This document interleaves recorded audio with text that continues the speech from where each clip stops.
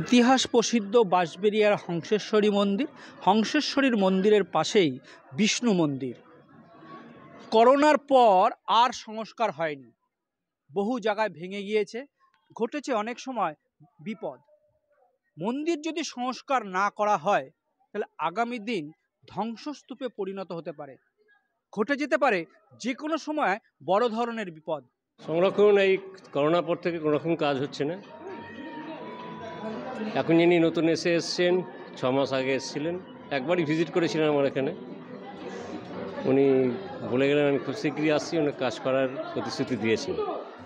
এখন এএসআইয়ের ব্যাপার, এটা এএসআই কবে করবে এটা ওনাদের ব্যাপার। এর আগেও হয়েছে 95-এ, তারপরে ওরা যারা নতুন এসেছিলেন ওনার সাথে কথাবার্তা বলে অনেক কাজও করে গেছেন, ঠিকঠাক করে গেছেন। পরবর্তীকালে এখন অনেক আরও ক্ষতি হচ্ছে, ঠিকঠাক কাজ না হলে আমরাও জানাচ্ছি।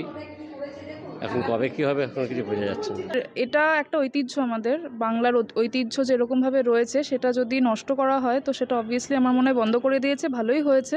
জিনিস অন্তত সংরক্ষিত থাকবে, ভালো থাকবে। হেরিটেজ প্রপার্টি, এই হেরিটেজ প্রপার্টির যেটা যেটা হওয়া উচিত সরকার পক্ষ থেকে এবং যারা আছে তাদের তো এটা সংরক্ষণের জন্য পুরোটাই দরকার।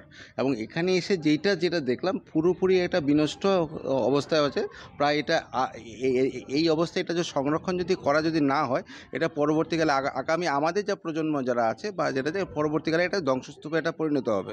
মন্দির কর্তৃপক্ষ থেকে যারা মন্দিরে এই মন্দির দর্শন করতে আসেন প্রত্যেকেই চান এই মন্দির সংস্কার করা হোক, না হলে আগামী দিনে আমাদের উত্তরসূরি বা তাদের জন্য এই মন্দির কিন্তু তারা আর তাদের ইতিহাস জানতে পারবেন না। আমার শহর বাঁশবেড়িয়া থেকে রাজেশের সাথে পলাশ, কলকাতা টিভি।